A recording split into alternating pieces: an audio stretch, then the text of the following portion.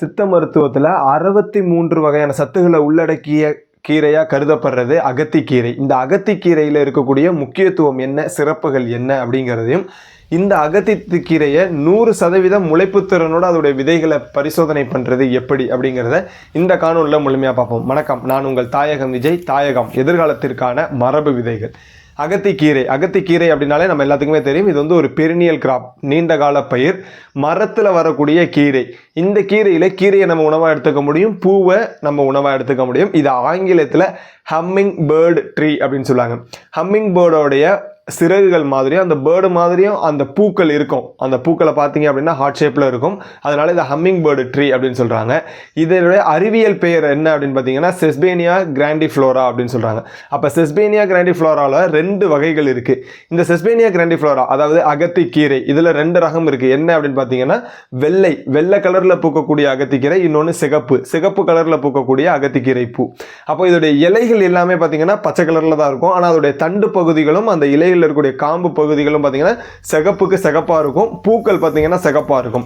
வெள்ளைக்கு பார்த்தீங்கன்னா இலைகள் எல்லாமே பச்சையா இருக்கும். ஆனால் அந்த பூக்கள் பார்த்தீங்கன்னா வெள்ளை கலர்ல இருக்கும்.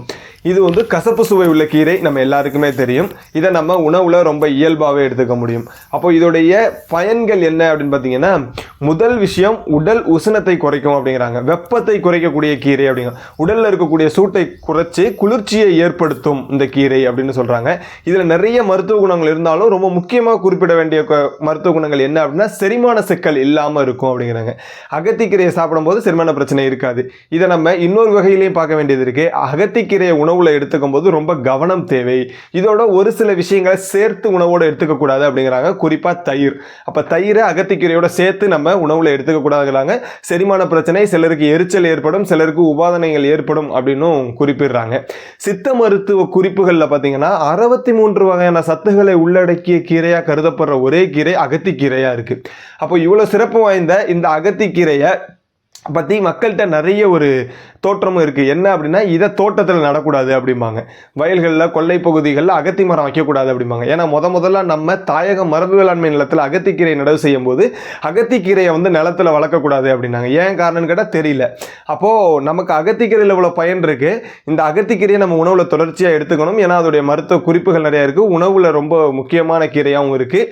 நச்சுகளை வெளியேற்றும் அப்படிங்கிறாங்க. நம்ம உடலில் தேவையில்லாமல் இருக்கக்கூடிய கழிவுகளை அகற்றக்கூடிய வேலைகளை இந்த அகத்திக்கீரை செய்யுங்கிறாங்க. இந்த அகத்திக்கீரையை நம்ம எப்போ உணவுல எடுத்துக்கணும் அப்படின்னு பார்த்தீங்கன்னா, இன்னைக்கு இருக்கக்கூடிய காலகட்டங்களில் அமாவாசை அப்படின்னா அதை நம்ம உணவுல எடுத்துக்கிறோம். ஏதாவது தேவை இருக்கு அப்படின்னா மட்டும்தான் அதை நம்ம உணவுல எடுத்துக்க வேண்டிய சூழல் இருக்கு. மருத்துவத்துக்காக மட்டுமே பயன்படுத்திட்டு இருக்கோம். ஆனால் நம்ம கசப்பு சுவையா இருந்தாலுமே இயல்பா உணவுல எடுத்துக்க வேண்டிய ஒரு கீரை தான் அகத்திக்கீரை. இப்போ இந்த அகத்திக்கீரையை 100% முளைப்புத்திறனோட விதைகள் சேகரிக்கணும் அப்படின்னா, அந்த விதைகள் சேகரிக்கிறதுக்கு முன்னாடி அந்த நெத்துகளில் பூச்சி தாக்குதல்ங்கிறது ரொம்ப அதிகமாக இருக்கும். இதுதான் அகத்தியில பெரிய சவாலான விஷயம். 1 கிலோ அகத்திக்கீரையோட விதை பார்த்தீங்கன்னா விலை ரொம்ப அதிகமாக இருக்கும். என்ன காரணம் அப்படின்னா, அந்த விதையை சேகரிக்கிறதுல கொஞ்சம் சிரமமாக இருக்கும். இது வந்து மரப்பயிர், மரமாக வளர்ந்து நமக்கு விதைகளை கொடுக்கக்கூடியது.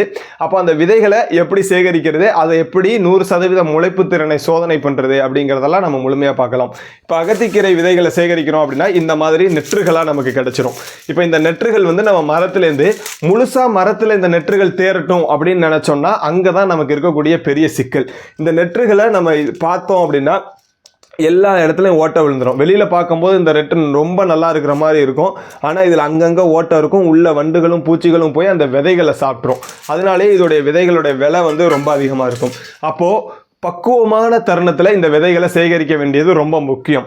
செடியிலிருந்து காய்ச்சி அந்த விதைகள் வந்து முழுசாக நெத்தாகிறதுக்கு முன்னாடி காம்பு பகுதிகள் மட்டும் காய தொடங்கும். அப்போவே நம்ம அந்த விதைகளை சேகரிச்சிடணும். சேகரித்து அப்படியே வச்சுருந்தோம் அப்படின்னா அந்த நெற்றுலேருந்து அப்படியே அந்த விதைகள் தேர்ச்சியாகி முத்திடும். அதுக்கப்புறம் நம்ம இதை வெயிலில் போட்டோம்னா வெடிச்சு கொட்டும். நம்ம தட்டியும் கூட விதைகளை சேகரிச்சிக்க முடியும். இந்த விதைகளுடைய முளைப்பு திறனை எப்படி சோதனை பண்ணுறது அப்படின்னா, இந்த மெத்தட், இதை வந்து பெட்ரிப்ளேட் மெத்தட் அப்படின்னு சொல்கிறாங்க. பெட்ரிப்ளேட் மெத்தட் அப்படின்னா கண்ணாடி இந்த மாதிரியான ஷேப்பில் கண்ணாடி டப்பாவில் வச்சு நம்ம ஆய்வுகள் பண்ணுறது. நம்ம தோட்டக்கலை துறையில், வேளாண் துறையில் மாணவர்கள் எல்லாருமே விதைகளுடைய முளைப்பு திறனை சோதனை பண்ணுறதுக்காக பயன்படுத்தக்கூடிய முயற்சி.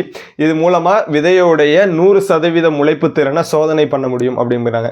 இப்போ நம்ம இங்கே வந்து ஜஸ்ட் வந்து ஒரு வளைவி வைக்கிற டப்பா, இதில் நம்ம தாயகத்தில் உற்பத்தி செய்யக்கூடிய விதைகளும் சரி, நண்பர்கள்ட்ட பெறுற விதைகளும் சரி, நம்ம ஒரு முறை முளைப்புத்திறன் சோதனை பண்ணிட்டு அதுக்கப்புறம் தான் அந்த விதைகளை பகிர்றதா இருந்தாலும் செய்கிறோம், விற்பனையும் செய்கிறோம். சில காரணங்களால சில சூழல்னால ஏதோ ஒரு விதைகள் எங்கேயாவது முளைக்காமல் இருக்கலாம், அப்படி நடந்திருக்கவும் வாய்ப்பு இருக்குது.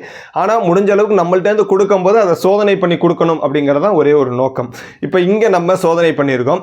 இந்த 2 அகத்திக்கீரை இருக்கு இல்லைங்களா, இந்த 2லையும் பார்த்தீங்கன்னா இது வந்து சிகப்பு அகத்திக்கீரை, இது வந்து பச்சை அகத்திக்கீரை.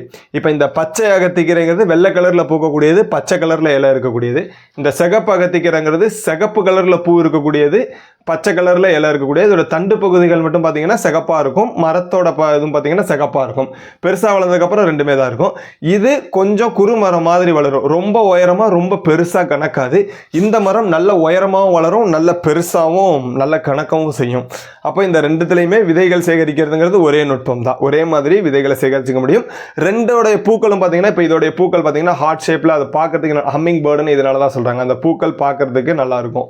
அந்த பூக்களையுமே நம்ம சமைச்சு சாப்பிட முடியும். இதுக்குமே நிறைய டிமாண்ட் இருக்குது. இந்த பூக்கள்லையுமே மருத்துவ குணங்கள் இருக்குது.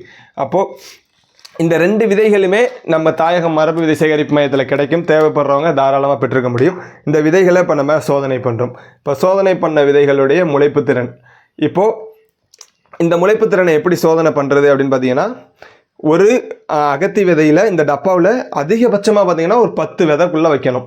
10லேருந்து 12 விதை. ரொம்ப சின்ன விதையாக இருக்குது அப்படின்னா 15 வைக்கலாம். ரொம்ப பெரிய விதையாக இருக்குது அப்படின்னா 4, 3 தான். ரொம்ப பெரிய விதைகளை நம்ம இதில் சோதனையே பண்ண முடியாது. குறிப்பாக இந்த பெட்ரிப்ளேட் மெத்தட், அதுக்கு வந்து பேப்பர் ரோல் மெத்தடுன்னு ஒரு மெத்தட் இருக்குது. அந்த மெத்தடில் தான் சோதனை பண்ணணும். இந்த மெத்தடு பார்த்தீங்கன்னா சின்ன விதைகளாக இருக்கக்கூடியது, ரொம்ப சின்ன விதைகளாக இருக்கக்கூடியது இந்த மெத்தடில் சோதனை பண்ணணும். அப்போ சோதனை பண்ணும்போது இதோடைய முளைப்பு திறனை சோதிக்க முடியும். இப்போ இது எத்தனை நாள் நம்ம அப்படிங்கிறத ஒரு பேப்பரில் எழுதி அதோட சேர்த்து வச்சு பின் பண்ணிடணும். இப்போ நம்ம சோதனை பண்ணோம் இந்த அகத்தி, இதோடைய டேட்டு பார்த்தீங்கன்னா 9ஆம் தேதி 11வது மாதம் நம்ம இதை ஆய்வு பண்ண காலம். அப்போ இன்றைக்கி என்ன தேதி அப்படின்னு பார்த்தீங்கன்னா 10, 11, 12. இன்றைக்கி தேதி 12. 3 நாட்களில் அதோடைய முளைப்பு பாருங்கள்.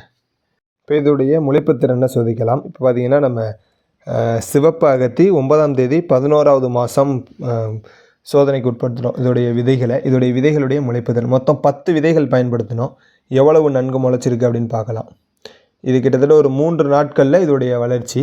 இது வந்து உள்ளே இருக்கிறது பார்த்திங்கன்னா ஜெர்மினேஷன் பேப்பர் அப்படின்னு சொல்லுவாங்க. இந்த ஜெர்மினேஷன் பேப்பர் மூலமாக இது ஈரப்பதத்தை தகவமைச்சு வச்சுக்குவோம். அப்போது அதில் இருக்கக்கூடிய விதைகளுக்கு போதுமான ஈரப்பதத்தை தொடர்ந்து கொடுத்துட்டே இருக்கும். அது மாதிரி கொடுத்துட்டே இருக்கும்போது அந்த தாவரம் அதுக்கு தேவையான தண்ணியை எடுத்துக்கிட்டு நல்லா வளரும்.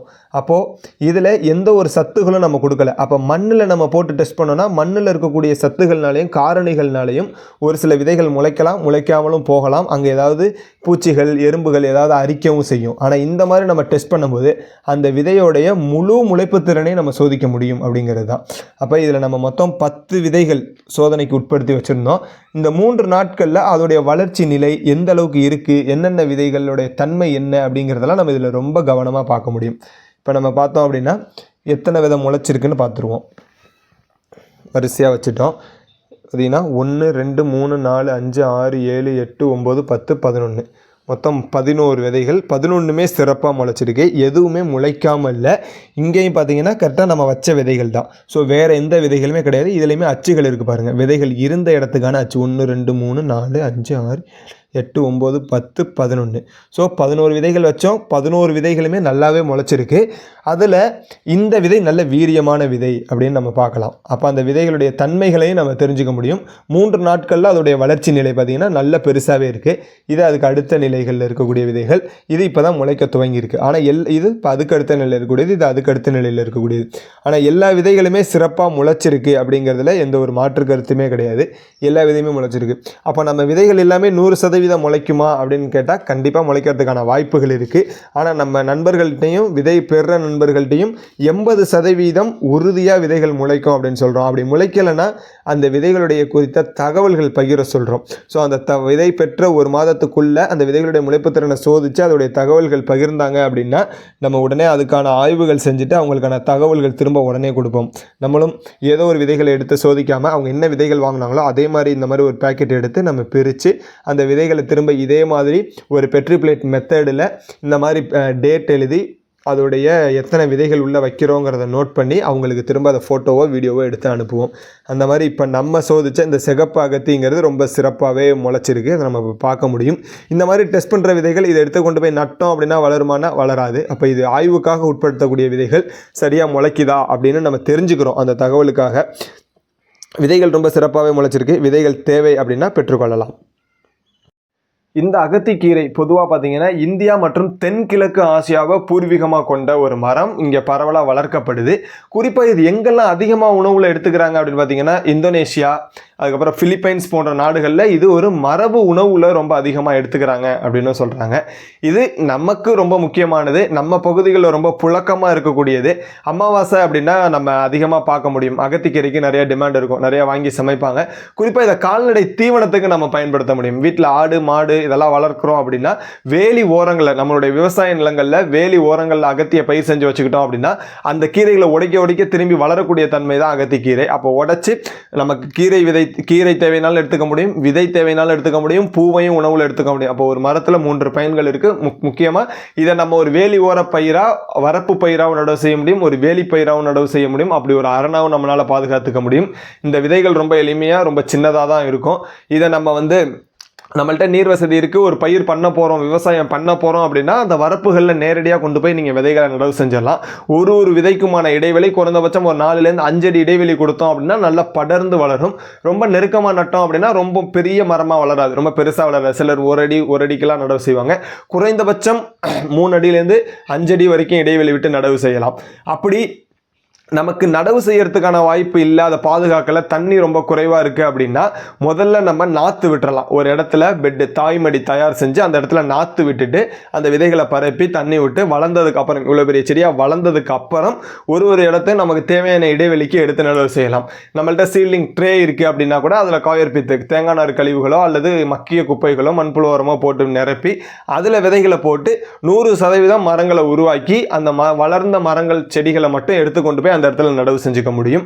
ரொம்ப எளிமையா எல்லாரும் அவங்க வீட்டு தோட்டம் மாடி தோட்டத்தில் வளர்க்க வேண்டிய ரொம்ப முக்கியமான கீரை தான் அகத்திக்கீரை. இந்த அகத்திக்கீரையுடைய விதை தேவை அப்படின்னா தாராளமாக நம்ம தாயகம் மரபு விதை சேகரிப்பு மையத்தை தொடர்பு செய்யலாம். ஸ்கிரீனில் தெரிகிற நம்பருக்கு நீங்கள் தாராளமாக வாட்ஸ்அப் பண்ணீங்க அப்படின்னா நம்மள்ட்ட இருக்கக்கூடிய விதை பட்டியல் வந்துடும். உங்களுக்கு தேவையான விதைகளை அங்கே வாட்ஸ்அப் மூலமாக நீங்கள் ஆர்டர் பண்ணீங்க அப்படின்னா கொரியர் கட்டணத்தோட எவ்வளோங்கிற தொகையை நாங்கள் திரும்ப உங்களுக்கு அனுப்புவோம். நீங்கள் அதை தொகை செலுத்தியதுக்கப்புறம் உங்களுடைய அட்ரஸ் டீட்டெயில்ஸை வித் பின்கோட் ஃபோன் நம்பரோட சென்ட் பண்ணிங்கன்னா வித்தின் 2 டேஸில் உங்களுக்கு கொரியர் அனுப்பிச்சிட்டு அதுக்கான நம்பர் உங்களுக்கு சென்ட் பண்ணிடுவோம். நீங்கள் அந்த விதைகளை எடுத்துகிட்டு 100% முளைக்குத்தரம் உள்ள சோதிக்கப்பட்ட விதைகள் தான் அனுப்புவோம். நீங்கள் தாராளமாக பயிர் செஞ்சு பயன்பெறலாம். இந்த காணொலி உங்களுக்கு பிடிச்சிருந்துச்சு அப்படின்னா உங்களுடைய விருப்பம் தெரிவிங்க. இதில் ஏதாவது தவறு இருக்குது அப்படின்னா கமெண்டில் குறிப்பிடுங்க. உங்களுக்கு அகத்திக்கீரையை பற்றி தெரிஞ்ச தகவல்களையும் தாராளமாக குறிப்பிடுங்க. கல்விங்கிறது கற்றதை பகிர்ந்துக்கிறத நம்ம தெரிஞ்சுக்கிறதும் தான். அந்த வகையில் இந்த காணொலி உங்களுக்கு பயனுள்ளதாக இருக்கும் அப்படின்னு நம்புகிறோம். அகத்திக்கீரையை பற்றிய பயன்கள் நண்பர்களுக்கு தெரியணும் அப்படின்னா பகிர்ந்து உதவுங்க. அடுத்த காணொளியில் சந்திப்போம். நன்றி.